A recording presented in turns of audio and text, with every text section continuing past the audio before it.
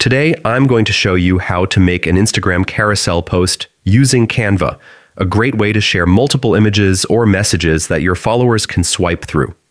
Start by opening Canva and typing Instagram carousel into the search bar.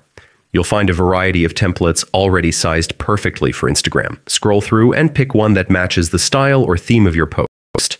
Once you've chosen a template, click Customize to open it in the editor.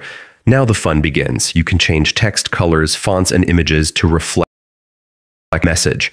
Add catchy headlines, tips, or a call to action in each slide, making sure the text is clear and easy to read. You can also upload your own images or use Canva's built-in library of free photos and graphics. Arrange elements so each slide flows naturally to the next, creating a cohesive story or sequence of information. When you're happy with your design, click Download and choose the right format for Instagram.